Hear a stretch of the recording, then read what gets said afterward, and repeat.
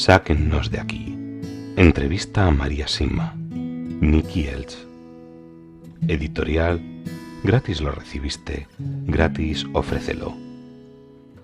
Dedicado con amor a todos aquellos que aún han de experimentar el amor de Dios.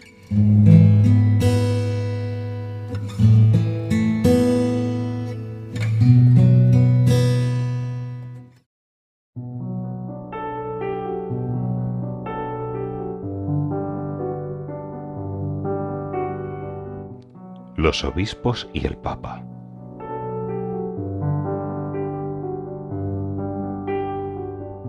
María, ¿se le ha aparecido algún obispo? Sí, varios. Un italiano y un norteamericano, entre otros, cuyos nombres no pude averiguar. Un alma me contó de un cardenal alemán que estuvo bastante cerca de nosotros aquí. El alemán y el italiano deben permanecer en el purgatorio hasta el día en que se prohíba recibir la comunión en la mano, y el norteamericano deberá permanecer en el purgatorio hasta el día en que la comunión en la mano se prohíba en todos los Estados Unidos y se reinstaure la comunión en la lengua. Pasado un tiempo, pregunté de nuevo cuáles eran sus nombres, pero tampoco recibí ninguna respuesta. Con respecto al cardenal alemán, me contó el padre Matt que en el lecho de su muerte expresó que había cometido un gran error al promover la comunión en la mano. Como siempre ocurre, nunca se publica esta clase de hechos, y por lo tanto se produjo el daño. Podemos aliviar sus almas, pero no liberarlas. ¿Han dicho algo más las almas del purgatorio de los obispos? Sí, me han dicho que especialmente en estos tiempos en los que muchos se han modernizado, deberían cambiar su forma de actuar, o el purgatorio será para ellos excesivamente doloroso, intenso y prolongado. Los movimientos en pro de la ordenación de mujeres, como ha ocurrido en la Iglesia de Inglaterra recientemente, es algo de lo más preocupante hoy en día, al igual que el movimiento para hacer neutro el lenguaje litúrgico con el objeto de satisfacer a los feministas dentro de la Iglesia. Debo realmente rogarles que dejen de hacerlo y que escuchen al Santo Padre o se arrepentirán muchísimo en el futuro. Y probablemente esté usted al tanto de que el Santo Padre ha repetido recientemente un fuerte no sobre este tema. También otros movimientos de la misma naturaleza, como aquellos sacerdotes que piensan que también a ellos se les debería permitir contraer matrimonio, me demuestran, a mí al menos, que dedican muy poca parte de su tiempo a rezar y a escuchar a Dios. ¿Qué le diría a las mujeres que con buenas intenciones y siendo muy creyentes dicen que también deberían tener derecho a poder ordenarse como sacerdotes?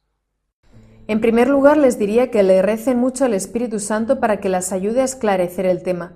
Luego les pediría que respondan ellas a los hombres que con la mejor de las intenciones también querrían tener el derecho de concebir y de dar vida, y de alimentar a los hijos. Son dos anhelos errados, y por lo tanto no están dentro del plan de Dios. Si Jesús hubiese querido que las mujeres también pudieran ordenarse como sacerdotes, María, la más santa de todas las mujeres, hubiese estado presente en la última cena, y no lo estuvo. Jesús no estableció las cosas de otro modo, y repito, Dios sabe muy bien qué es lo mejor para nosotros. Todo lo que sea contrario a Dios trae confusión, y la confusión es uno de los productos más claros de la acción de Satanás. ¿Se encuentran en el infierno algunos de los cardenales y obispos que usted conoce que promovieron la comunión en la mano sin el consentimiento del Papa? Sí, algunos están en el infierno, pero no puedo asegurar que se perdieron únicamente debido a eso. Sé que también hay otros motivos que se han sumado, pero no se puede decir que sea eso lo que causó la pérdida de sus almas. Antes mencionó a los masones en el Vaticano. De todos los numerosos cardenales que rodean al Papa, ¿cuántos de ellos son masones? No conozco el número exacto, pero muchos de los cardenales ya eran masones cuando Juan Pablo II comenzó a ser nuestro Papa. Desde ese entonces, nuestro Santo Padre ha nombrado muchos cardenales nuevos, ciertamente no masones, así que su número es menor hoy en día. Aún así, todavía quedan varios masones y están muy cerca del Santo Padre.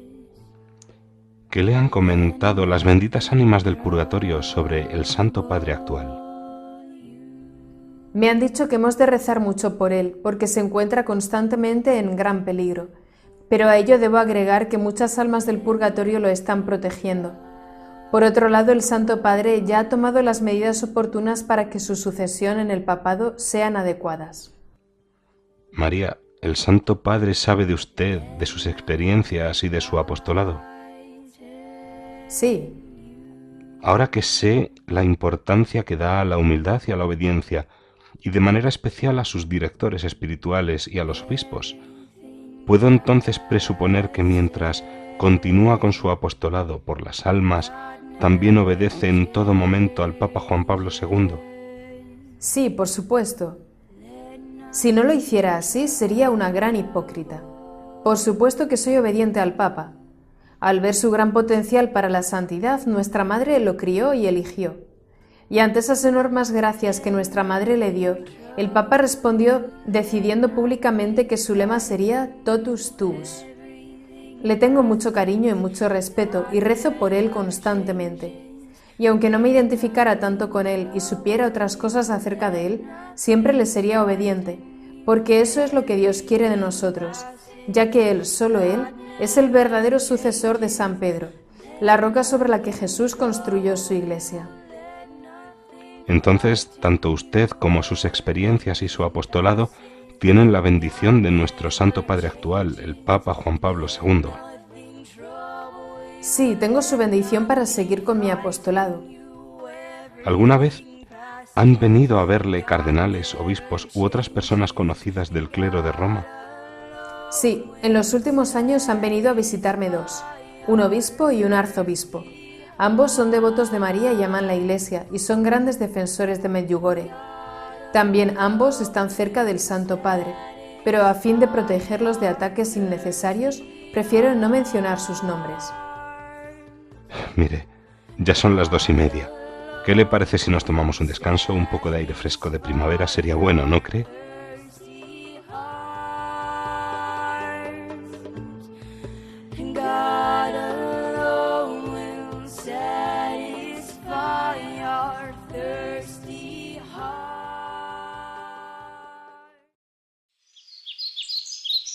Mientras nos levantamos, María me cuenta que le gustaría mostrarme su pequeña huerta a unos 100 metros de su casa, cuesta abajo. Al dejar atrás la puerta de entrada me comenta: un vecino me ha estado causando problemas. Mire, la valla del jardín ha aparecido dañada y le he pedido que me la arregle. Caminamos a lo largo de una calle empinada. Pasamos la parroquia a nuestra izquierda y un restaurante a nuestra derecha y agrega: me contestó que ha sido culpa de la nieve del último invierno y que él no ha tenido nada que ver. Nos acercamos a un trozo de tierra bastante plana, rodeado por un cerco de madera vieja, desvencijado y gastado por el tiempo. Otra vecina, una mujer, se encuentra limpiando todo el material muerto del verano anterior. Luego, después de presentarnos y de hablar un rato, María dice: venga a ver esto, Nicky. ¿Le parece que esto es producto de la nieve? Señala hacia un lugar del cerco en donde, obviamente, varias tablas han sido removidas o sacadas a puntapiés de los postes, y por el color de la madera puede apreciarse claramente que hasta hace muy poco estaban en buen estado. Los clavos también parecen haber sido expuestos a la intemperie recientemente, brillan y se encuentran sin lugar a dudas torcidos. Tuve que aceptar que, a mi criterio, difícilmente se trataba de un daño causado por la nieve. Tras hablar con la alegre vecina de María unos minutos, emprendemos una vez más el camino que sube a su casa. María camina lentamente y parece estar dolorida por sus recientes problemas de cadera. Al llegar al comienzo de su calle, sacude la cabeza un poco y con un suspiro dice: «Ah, no me importa ese viejo triste y quejica. ¿Sabe una cosa? Lo que él no sabe es que un alma me ha dicho que lo ha causado la nieve». Caminamos de regreso a su casa y a su cálido salón.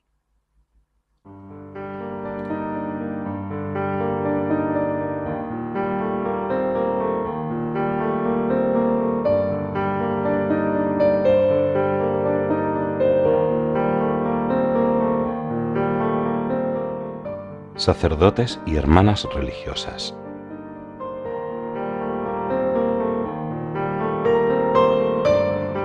María, Durante este medio siglo, ¿cuántos sacerdotes creyeron en tu testimonio?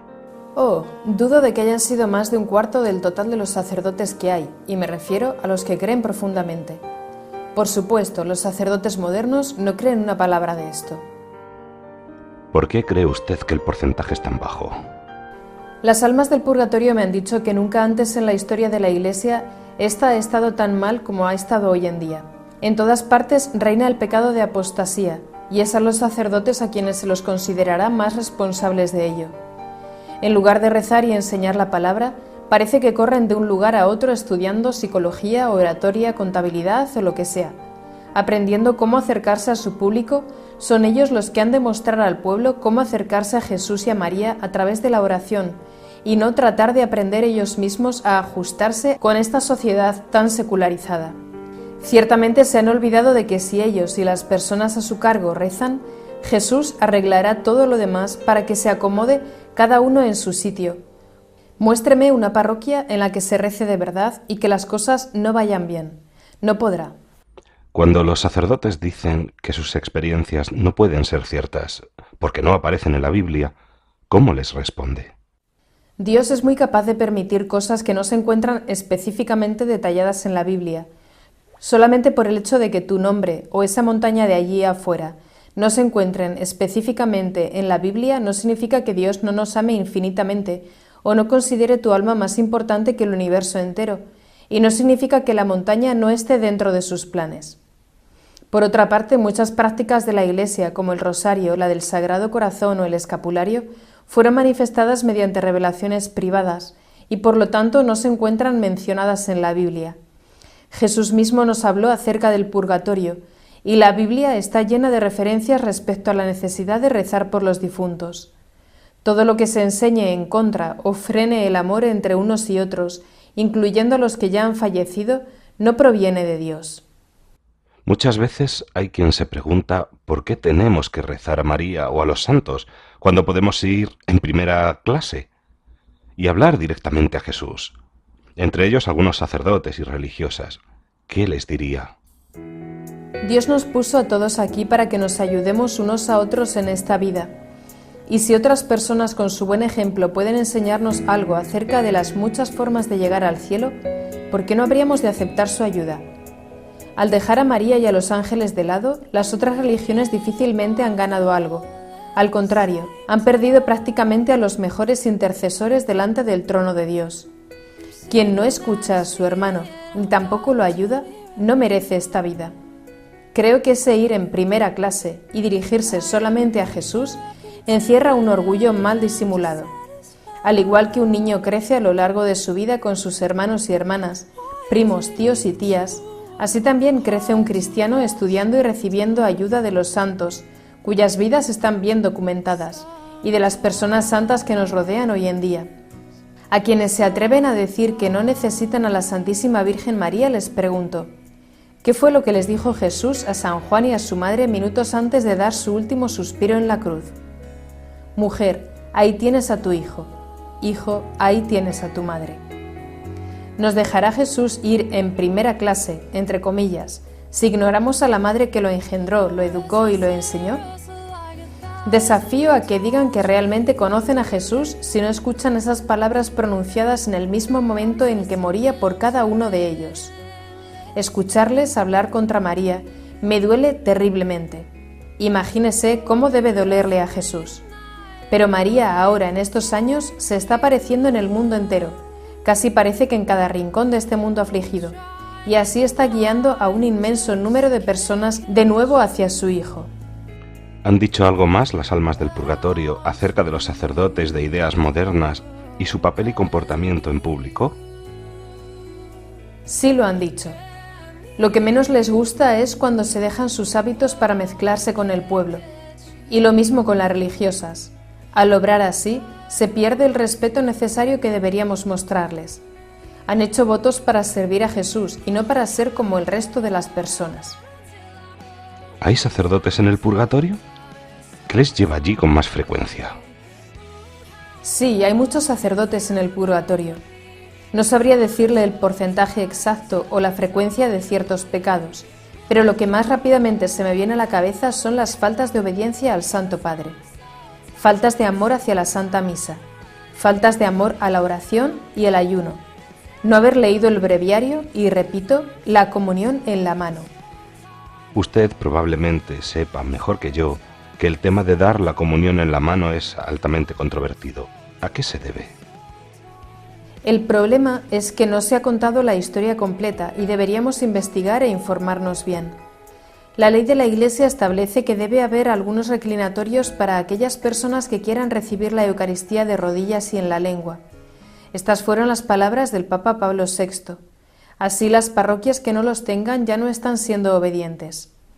Las almas del purgatorio me han dicho que ningún papa hasta hoy ha apoyado personalmente esta práctica, pero que fue fomentado políticamente por un grupo de cardenales y obispos. Los sacerdotes y obispos más antiguos saben de esto, y la gran mayoría prácticamente no ha informado al pueblo, y por lo tanto son ellos quienes cargan con la mayor responsabilidad. Todos los papas, a su vez, sabían muy bien que dar la comunión en la mano estaba en contra de la veneración del Santísimo Sacramento, y nuestro Santo Padre actual no distribuye la comunión en la mano de los fieles. Por supuesto, bajo las actuales condiciones no es pecado para el que comulga recibir al Señor en la mano, pero ruego a los fieles que presten atención a nuestros papas. Por otro lado, todo este tema ha permitido que se produzcan muchos sacrilegios. Hay que ser conscientes de que hay brujas que pagan mucho dinero para herir a Jesús directamente en las hostias consagradas que con frecuencia desaparecen secretamente de las iglesias. Debemos dejar de ofrecer a este tipo de personas un acceso tan fácil al Santísimo Sacramento. El asunto es muy serio. Si todos los sacerdotes se encomendaran al Espíritu Santo y rezaran el rosario, entonces ninguno de ellos estaría perdido en estos temas. Si los obispos y sacerdotes de mayor edad le preguntaran a los fieles de sus parroquias de más de 40 años, por decir una cantidad, si preferirían recibir la comunión arrodillados, deberían aceptar lo que la inmensa mayoría decidiera hacer por amor a sus hermanos. Nadie puede decir que hace 2 generaciones se rezaba menos que hoy en día, porque sucede exactamente lo contrario. Y por otro lado, al volver a la humildad y a la oración, los jóvenes aprenderán rápidamente el valor de la posición humilde y penitente delante del Santísimo Sacramento. He visto con mis ojos cómo se ignoraba personas arrodilladas que querían recibir la comunión simplemente por el hecho de arrodillarse. También he visto a niños el día de su primera comunión a quienes se les indicaba que se quedaran de pie, aun cuando sus padres y abuelos sufrían por ello. Todas estas cosas son obra de Satanás y me entristecen terriblemente. Y cuando luego hay quien dice que participará del amor fraternal comunitario, digo no, porque cuando el amor fraternal va en contra de la humilde veneración y reverencia que merece el Santísimo Sacramento y el amor divino, entonces esta débil permisividad no proviene de Dios. También recuerdo cuando los obispos alemanes colaboraron para que esto se instaurara sin pasar por el Papa. Fueron los norteamericanos quienes en un principio dijeron que no estarían de acuerdo porque iba en contra de los deseos del Papa. Pero mire lo que ha sucedido. ¿Y cuántos sacerdotes perdidos porque sus conciencias no les permitían ponerlo en práctica? Muchos. Respecto a dar la comunión en la mano, hace ya un tiempo ocurrió algo interesante en Múnich, mientras me encontraba dando una conferencia. Llegamos a este punto y de repente pude ver que un pequeño grupo de personas se acaloraba. Había 3 personas tratando de hablar en contra de lo que yo estaba diciendo y lo hacían todos a la misma vez. Yo en silencio pedí ayuda a Dios. Como el ambiente se estaba volviendo bastante ruidoso y agitado, se levantó de un lateral de la sala una mujer muy elegante, de unos 40 años, con un vestido largo negro, y con muy buenos modales, pero a la vez con mucha autoridad, se dirigió a los presentes y en 1 minuto o 2 logró que todos se calmaran de nuevo. Yo quedé impresionada por su conocimiento e igualmente impresionada por cómo había logrado tranquilizarnos con tanto amor. Cuando terminó la charla me dirigí a los organizadores para pedirles hablar con esta mujer y para agradecerles su ayuda. Pensaba que pertenecía al grupo que me había invitado. Ellos, sin embargo, pensaron que se trataba de una amiga con quien yo había venido. Ambos estábamos equivocados. No la pudimos encontrar e incluso nos acercamos hasta la puerta de entrada preguntando por ella, puesto que la charla solamente había sido con invitación. Nos dijeron que ninguna mujer de esas características había entrado o dejado la habitación por esa puerta, y el salón no tenía otras entradas. Se había ido.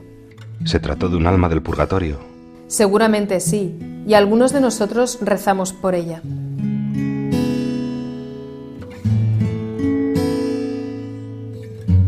Sáquennos de aquí.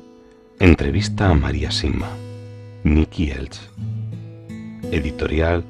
Gratis lo recibiste, gratis ofrécelo.